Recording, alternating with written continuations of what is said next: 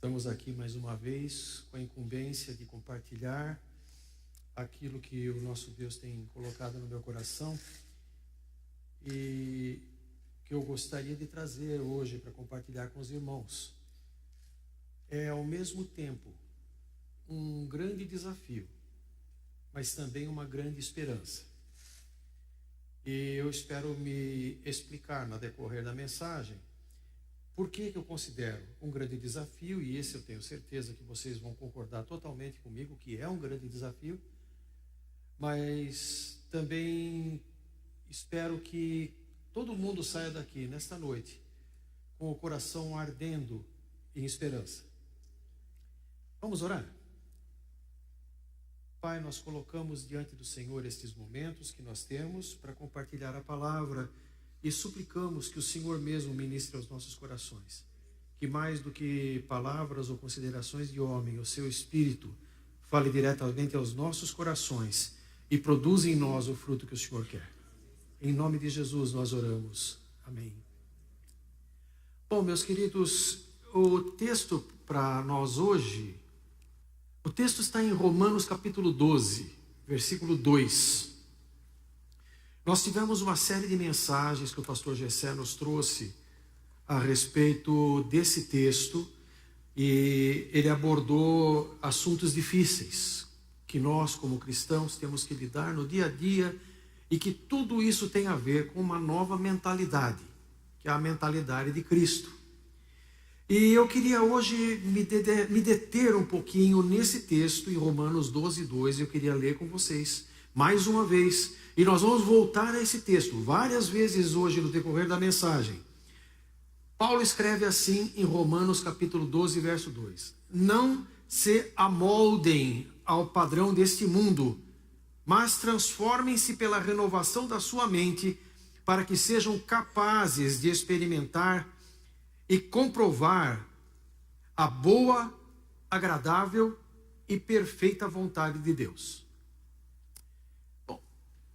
Se eu cheguei a esse momento que nós acabamos de cantar, aos pés da cruz, e se ao pé da cruz eu reconheci quem eu sou, e eu reconheci Jesus como Senhor da minha vida, eu passei por uma transformação.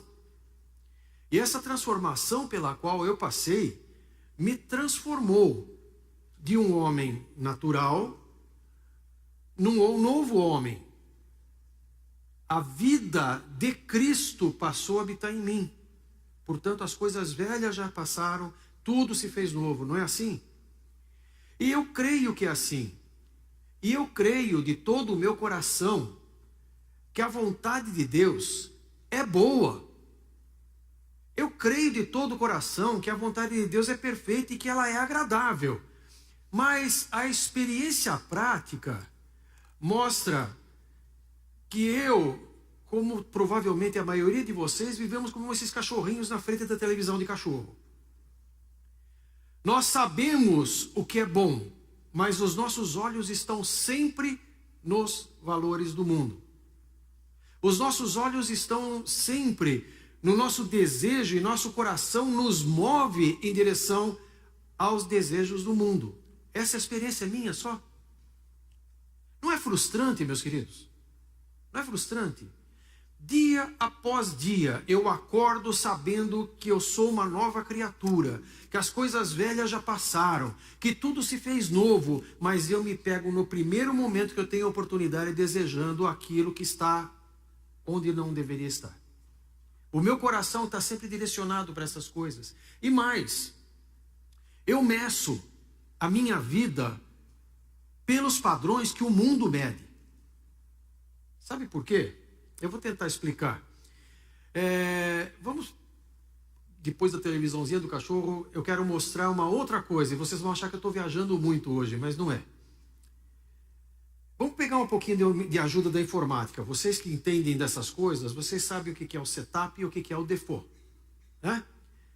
O default é aquele programa que já vem no computador, já vem instalado, é como ele funciona. E o setup é a regulagem que faz ele funcionar. Portanto, todo computador traz default um setup. Deixa eu mostrar uma coisa a mais para vocês. Não sei se vocês conseguem enxergar bem isso aqui. Eu vou contar uma historinha para vocês. Há anos eu trabalhava numa empresa multinacional e eu fui ao México. E no México, nós fomos levados a um restaurante extremamente chique. Extremamente chique. E quando eu estava olhando o cardápio, eu vi um prato chamado gusanos de maguey. Eu tenho um pouquinho de conhecimento de espanhol, sabia que gusanos é vermes, larvas. E eu perguntei para o mexicano que estava do meu lado, mas escuta esse gusanos. Sim, é precioso. E começou a falar, e começou a salivar. Nisso chegou o maître. E o maître chegou com aquela compostura de um restaurante chique. O senhor já escolheu o seu prato? Meu amigo que estava me explicando sobre o gusanos de maguey, o cara perdeu a compostura. Sim, isso é muito precioso. Ele salivava. Eu falei, eu preciso comer esse negócio. Não sei se a imagem está clara. Você consegue ver o que me serviram? Está servido? Não. Assim, para nós, que me perdoem os mexicanos, não é berne frito. O gosto não era de todo ruim. Mas eu confesso para vocês que eu fui dormir com fome aquela noite. Será que então eu precisava me transformar num mexicano? Então vocês imaginam assim, o Miguel bota um chapelão de mexicano, um bigorão de mexicano, e agora vou me sentar e vou degustar gusanos de maguey. Vai adiantar alguma coisa eu mudar o meu exterior? O que eu preciso fazer para conseguir? Eu preciso mudar o meu setup mental. Eu não posso ter um setup de brasileiro que gosta de feijoada. Eu preciso ter um setup de mexicano que acha que gusano de maguey é precioso. Vocês compreendem onde eu estou querendo chegar? Eu estou falando que é uma questão de capacidade. Eu, brasileiro, criado no Brasil, com comida, feijão com arroz e bife, não consigo ter paladar para achar gusano de maguey gostoso. No entanto, para um mexicano dizer que eu não considero o gusano de maguey gostoso, pode ser até ofensivo para ele. Ele vai falar, mas esse cara é louco, como é que ele não gosta de gusano de maguey? O que acontece? Há uma regulagem interna em mim e uma regulagem interna dele que é diferente. Se eu tentar comer gusanos de maguey sem ter capacidade de apreciar, eu vou ficar estressado, como eu fiquei naquele dia. Eu dei uma gambiarra ali, comecei a falar para todo mundo que era uma delícia e servi para todo mundo da mesa e fiz todo mundo comer junto comigo. Por isso que eu fiquei com fome. Mas foi até o último berninho. Né? E o que acontece com um cristão que não está preparado, não tem um setup da mente de Cristo para viver a vontade de Deus? Sabe o que acontece? Nós não somos capazes de experimentar. Eu até pedi de novo para projetar esse versículo por causa disso, e eu enfatizei aí, para que nós sejamos capazes de experimentar que a vontade de Deus é boa, perfeita e agradável, é necessário que a nossa mente seja transformada. Não é possível experimentar a vontade de Deus.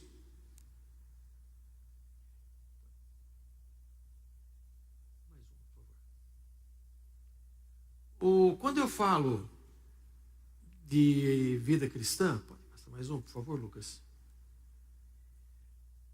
A mente do mundo é a mente com a qual você e eu nascemos.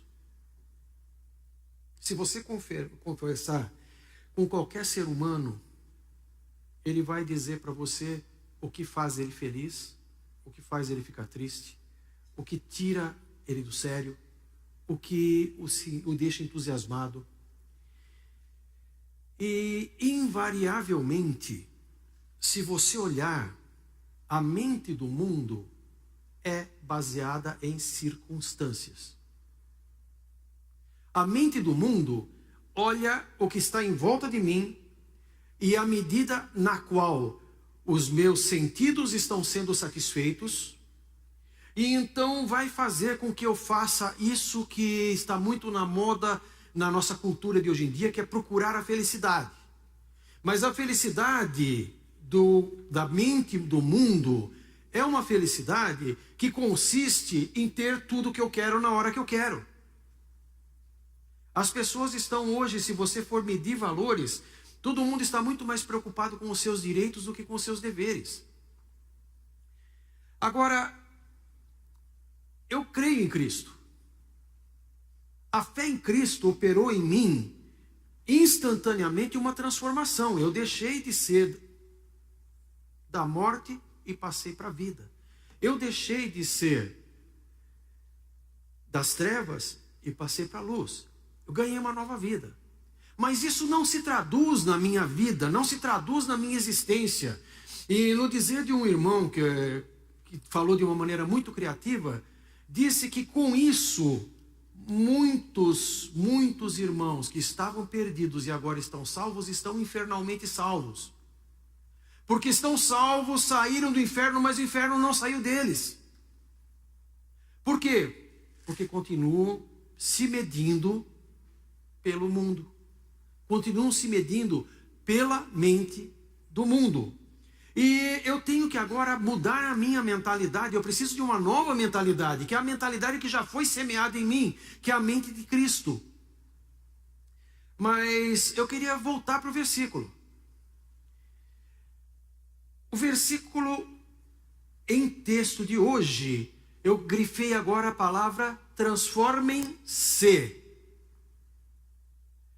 Meus irmãos, eu já me peguei muitas vezes orando, Deus, muda a minha mente, tira esta minha mente mundana, tira de mim essa mente carnal e coloca em mim a mente de Cristo. Mas ele está dizendo para mim aqui no texto, Miguel, é você que tem que se transformar. Há um trabalho seu, meu irmão. Há um trabalho seu. Você quer ter a mente de Cristo? Você quer? Você quer ter novos paradigmas na sua vida?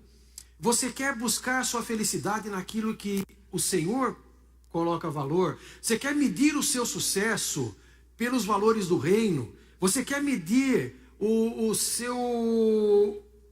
seus altos e baixos pelo que realmente é alto e baixo segundo a mente de Cristo? Você tem que ter a mente de Cristo. A mente de Cristo nós vamos encontrar, por exemplo, descrita em Hebreus capítulo 12, verso 2. Em Hebreus 12, 2, nós lemos, trocando em termos bem coloquiais, que Jesus não estava focalizado nas circunstâncias. O texto diz, tendo os olhos fitos em Jesus, autor e consumador da nossa fé, ele, pela alegria que lhe fora proposta, suportou a cruz, desprezando a vergonha, e assentou-se à direita do trono de Deus. Aqui o autor de Hebreus faz uma condensação do ministério terreno de Jesus e da glória do Senhor manifestada. E ele nos mostra Jesus no seu ministério terreno, enfrentando as lutas. Gente, Jesus não tinha amigos verdadeiros. Os amigos verdadeiros de Jesus estavam atrás dele por interesse. Ele não tinha sossego. Onde ele ia, tinha gente levando gente doente para ele curar, endemoniados para ele livrar. Ele não tinha uma refeição decente, ele não tinha um lugar, ele mesmo disse que ele não tinha lugar certo nem para descansar. Ele sempre soube quem eram aqueles que estavam com ele, sabia que no meio dos amigos dele, daqueles mais próximos, tinha um que havia de vendê-lo. Ele sabia que aqueles amigos mais próximos iam abandoná-lo. Onde ele ia ensinar, tinha um grupo de pessoas reunidas para procurar ver se pegava ele em algum escorregão. Como Jesus podia ser o homem que ele era? Se você olhasse para Jesus, você olharia hoje, se nós pudéssemos olhar para Jesus histórico, nós veríamos um homem em paz. Eu não imagino que eu veria Jesus reclamando das circunstâncias. Eu não imagino que eu veria Jesus ansioso porque não sabia se o dólar ia subir ou descer. Eu não imagino que Jesus ia estar preocupado se ele ia ter o que comer amanhã. Como é que ia ser a saúde dele? Se ele tinha o suficiente guardado para a velhice. se ele ia encontrar o amor da vida dele ou se ele ia ficar solteiro a vida inteira. Se o casamento era difícil ou era trabalho. Não era esse o foco dele. Ele tinha puramente a mente do Cristo, a mente do reino. Os valores do Senhor eram outros. E o que você encontra Jesus se rejubilando na narrativa dos evangelhos? Quando ele vê as coisas acontecendo como o Pai mandou. Quando você vê Jesus se lamuriando, quando ele fala, ó Jerusalém, quantas vezes eu quis te acolher e você não quis. O que movia o coração de Jesus era diferente do que move o seu coração e o meu. Mas essa transformação, na verdade, a gente já aprendeu com outro nome, que é a santificação. E santificação não é ficar santinho, ficar aquele que fala, ó meus amados irmãos, sempre o tempo inteiro. Santificação é ser transformado à semelhança de Jesus.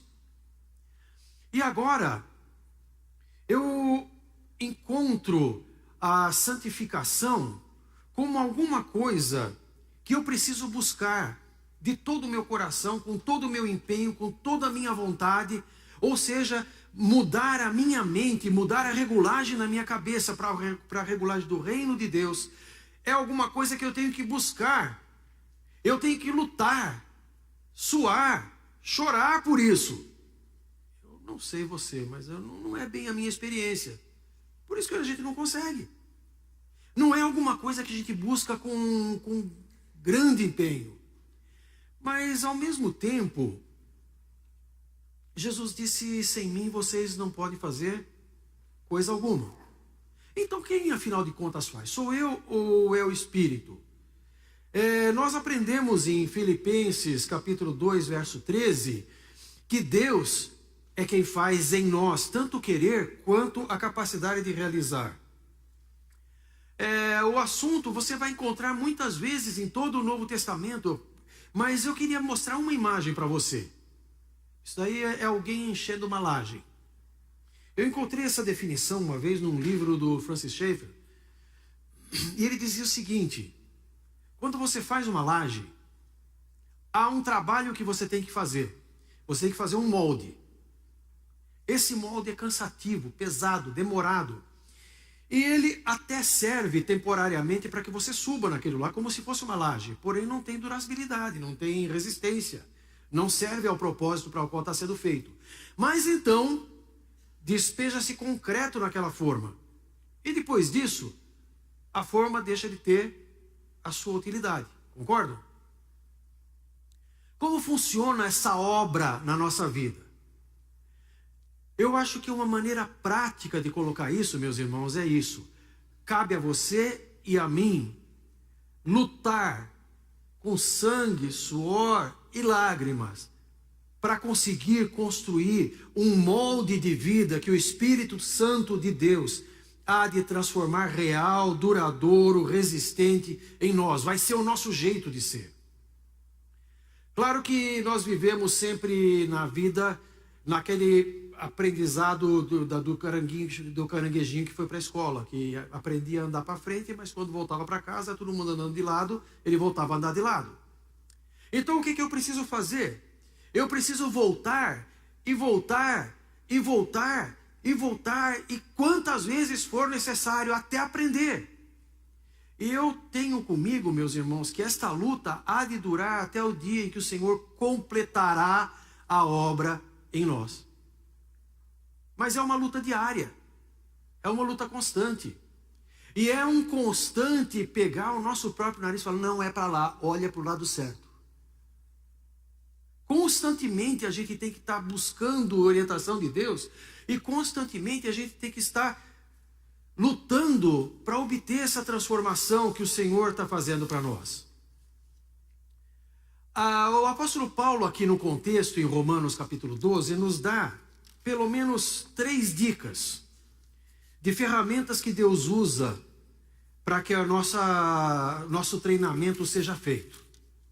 Na verdade, como eu já disse há pouco, nós vamos encontrar isso no Novo Testamento inteiro. E esse próprio livro de Romanos, os capítulos seguintes, se você ler com esse olhar, você vai encontrar muitas outras dicas. Mas eu encontrei aqui no capítulo 12 de Romanos 3 conceitos que eu gostaria de compartilhar. Primeiro, versículo 3.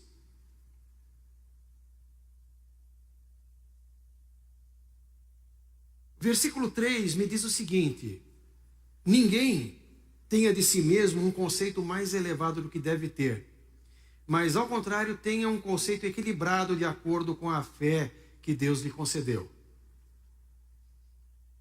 Eu conversando essa semana com um irmão, ele me lembrava uma coisa, ele dizia: olha, quando nós falamos com uma pessoa não crente, uma pessoa que não reconheceu ainda Jesus como Salvador, nós precisamos falar com essa pessoa de uma forma tal que nós possamos ajudá-la a crer em Cristo.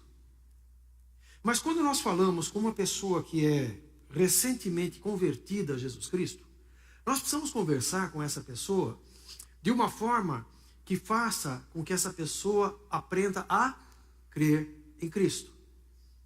E aí, quando eu converso com um cristão antigo, experiente, eu preciso conversar com ele no sentido de estimulá-lo a crer em Cristo. Por quê, meus queridos? Vocês sabem por que a gente vive de novo olhando para a televisão de cachorro? Vocês sabem por que toda vez a gente volta de novo a olhar as coisas do jeito do mundo? Porque a nossa fé falha. Se nós crêssemos de fato que Jesus é quem é, e que Ele fez na nossa vida o que Ele de fato fez, a gente viveria diferente. No entanto, meus queridos, é muito frequente, e às vezes a gente num auditório assim, você levanta e fala: quem aqui já tem a mente de Cristo? Um monte de gente é capaz de levantar a mão. Porque a gente às vezes não percebe a nossa mazela. É preciso humildade, é preciso reconhecer que eu tenho muito que crescer nisso. Eu preciso de entender isso. Não achar que eu já tenho alcançado, mas eu tenho que ter esse coração de perpétuo aprendiz. Eu tenho que ter esse cuidado com a minha autoavaliação generosa, sabe? Sempre eu acho, não, porque eu acho que comparado aos outros, até que eu sou legalzinho. Tomar cuidado com isso. E cuidado com aquilo que Jesus falou. Você fica querendo tirar o cisco do olho do outro, você tem uma trave no seu. Nós temos que ter humildade e entender as nossas limitações. E entendendo quem nós somos de fato, entender que nós precisamos muito. Mas no versículo 4, Paulo nos dá um outro versículo precioso. Ele começa a falar da nossa comunidade.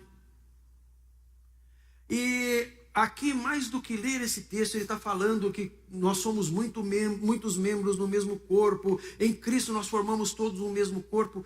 Aqui nós temos uma comunidade e que exerce uma expressão que eu gosto muito, que é mutualidade.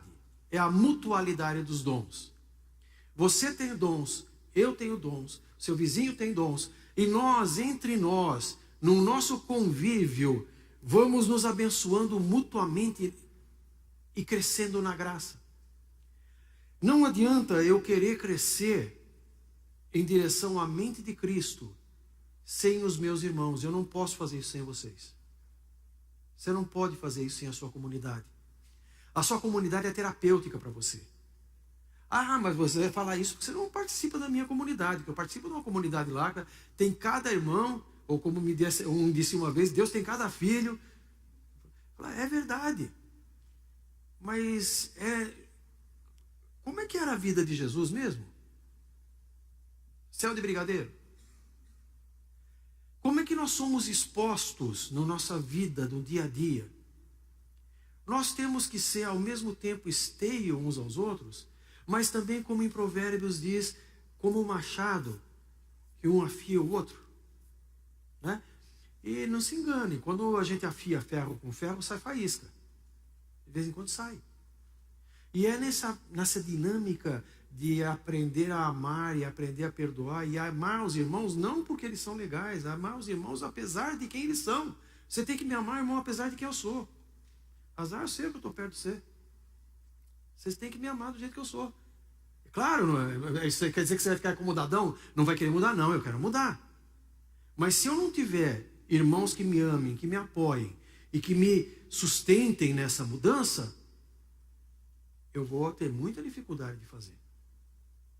Um terceiro tópico que eu queria chamar a atenção de vocês é o mundo e suas circunstâncias. Akuma?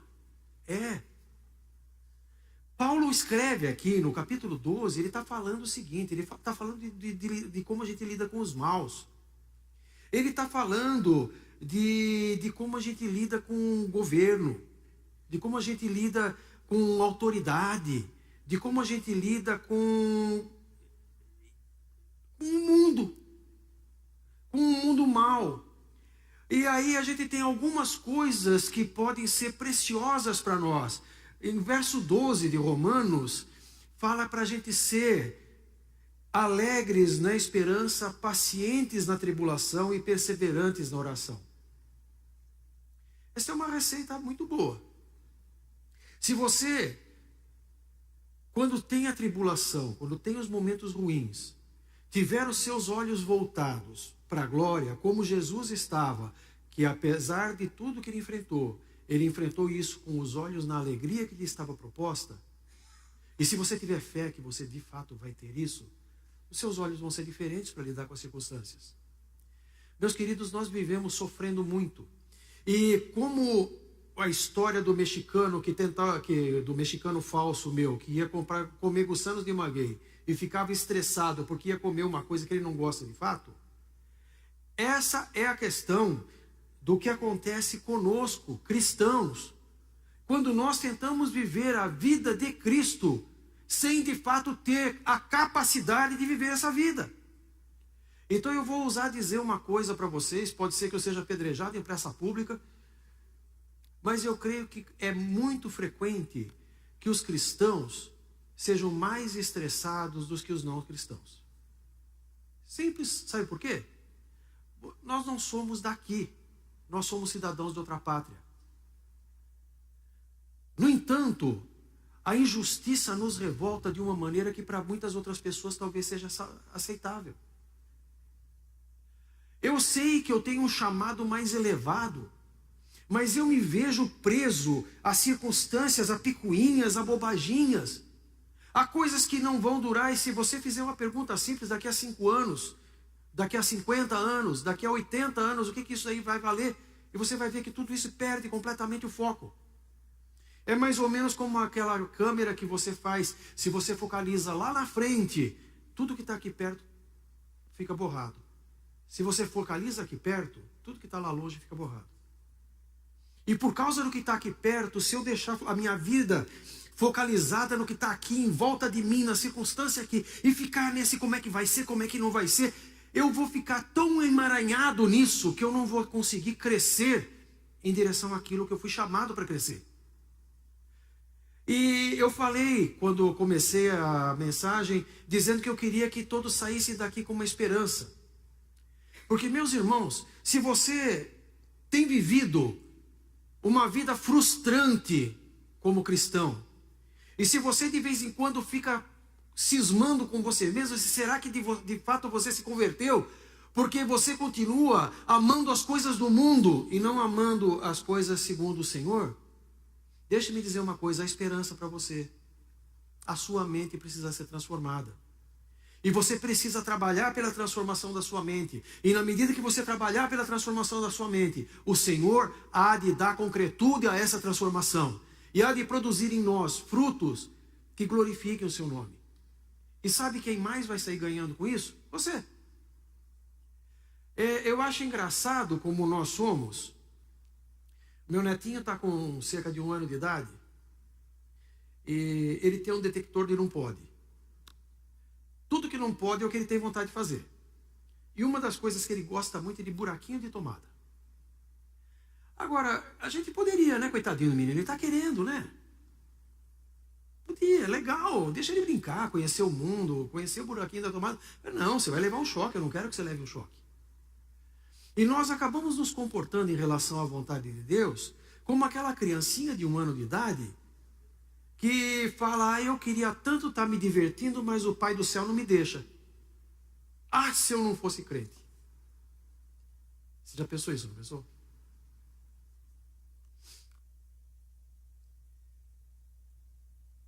Há alguns versículos que eu queria, só para a gente encerrar, eu coloquei como textual. Isso aqui é de gente antiga, viu? Gente das antigas. A lição da escola bíblica dominical tinha o textual. Era um versículo que pretendia resumir toda a lição. O textual é esse para mim. Se nós vivemos para o Senhor. Se nós morremos, para o Senhor. Quer vivamos, quer morramos, nós pertencemos ao Senhor. Meus irmãos, se agarrem a isso. Tenha isso aqui. Sabe aqueles negócios que a gente fazia no tempo de vestibular, que a gente colava a fórmula assim do lado da cama, para a primeira coisa que via quando levantava de manhã era ler a fórmula, para ver se memorizava? Guarda isso no seu coração, meu irmão, minha irmã. Ou mais um outro, quer vocês comam, ou bebam, ou façam qualquer outra coisa, façam para a glória de Deus. Eu já vi esse versículo ser muito mal usado. O camarada usa isso como desculpa. Dizendo, não, mas eu estou fazendo para a glória de Deus. Estou fazendo o que eu quero, o que eu bem entendo, o que eu cismei, do meu jeito, da minha maneira, contrária às Escrituras, mas estou fazendo para a glória de Deus. Então está tudo bem. Isso é cinismo rematado. Né? Viva para a glória de Deus. Você não vai se arrepender. Viva buscando a glória de Deus e você vai ter uma colheita de paz. Porque Deus vai honrar o nome dele na sua vida. E se você está buscando, se o objetivo da sua vida é a glória de Deus, você vai colher glória de Deus na sua vida. Eu coloquei 2 textos aqui, mas são um pouquinho longos. Mas basicamente eu escrevi isso: deliberadamente e com perseverança, com a ajuda do Espírito, obter uma mudança da mente para a mente de Cristo é a única forma de se tornar capaz de experimentar de verdade a vontade de Deus. E daí, tendo experimentado, comprovar que ela é boa. Muda o seu coração, para você ter paladar para experimentar a vontade de Deus. E quando você experimentar de fato a vontade de Deus, você vai ver como ela é boa. Enquanto cada um de nós continuar acomodado com a mente do mundo, às vezes até achando que já tem a mente de Cristo, nós viveremos a buscar realização segundo os critérios do mundo. Jamais conseguiremos apreciar devidamente a vontade de Deus. Porque o nosso equipamento que nós ganhamos na salvação é um equipamento para apreciar a vontade de Deus. E se nós continuarmos querendo experimentar o que o mundo tem para oferecer, se nós continuarmos medindo a nossa vida pelos valores do mundo, nós estamos condenados a ser tremendamente infelizes e estressados. Bom, para terminar, como é que a gente pode medir, descobrir qual é o meu setup mental? Umas perguntinhas simples aí. O que move você no dia a dia? O que faz você sair da cama? O que faz o seu coração bater mais forte?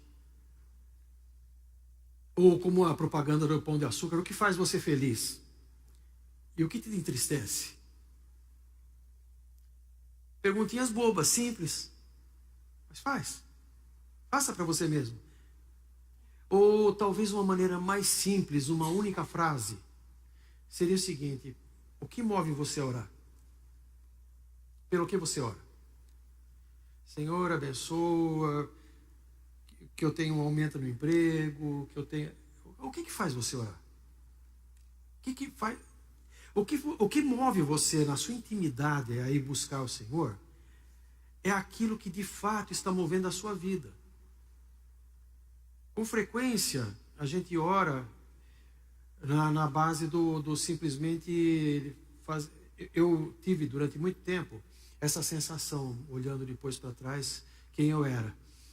Eu ia para a minha oração, parece que eu chegava assim, aquele cara que entra no escritório do patrão, uma pastinha, fala: patrão, tenho 3 assuntos para tratar com o senhor. Tem a minha saúde, que eu queria que o senhor abençoasse, queria que o senhor também abençoe meu pai, abençoe minha mãe, abençoe... Papá, nesses termos pede deferimento. Só que em vez de nesses termos pede deferimento, era em nome de Jesus. Mas é isso. Esse tipo de oração, na verdade, não entrega nada, porque você nem orando está. Né? Mas quando você vai diante de Deus e derrama o seu coração, Pai, eu estou aqui para falar com o Senhor, eu preciso conversar com o Senhor. Meu coração está apertado com isso, meu coração está apertado com aquele outro. O que está apertando o seu coração? O que moveu você? Eu acho interessante quando a gente pede oração. Meus irmãos, vamos orar então. Quem quer pedir oração? Eu queria pedir oração pela vizinha da minha sogra que está com catapora. Tá? E você, meu irmão, a sua vida? O que está pegando lá dentro? Abra o seu coração. O que está pegando lá dentro do seu coração? Por que você quer chegar na presença de Deus? O que está movendo você? Bom, a respeito disso eu tenho sim umas coisas importantes. E o que é? Meus irmãos, eu acho que meu salário é muito pequeno. Então, entregou, passou o recibo, este é o mover da minha vida. E o que você vai fazer? Você vai se avaliar por o salário. Agora o seu salário foi para 35 mil reais. Aleluia! Deus seja louvado, como Deus me abençoou. Mas agora você perdeu o emprego. Estou em provação, Deus está me tentando. Seu foco está numa coisa. Você mede a sua vida por aquilo. Tem gente que torra tudo que tem e se submete a milhares de cirurgias para tentar ficar mais bonitinho. Não teve a sorte que eu tive de nascer bonitinho assim já de natureza, né?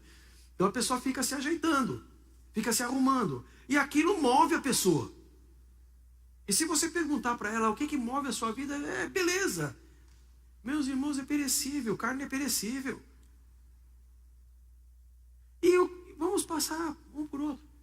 Meus queridos, vocês querem de fato viver uma vida que vale a pena? Vocês não estão fazendo favor nenhum para Deus de se santificar. Nós não estamos fazendo favor nenhum para o Senhor de deixar nossa mente ser transformada, de ajudar, de trabalhar para transformar nossa mente. Na verdade, a transformação da mente é o segredo da felicidade. Eu gostaria que você levasse essa esperança para casa. Você foi chamado pelo Senhor para viver a vida de Cristo. A vida de Cristo pode ter os seus percalços aqui.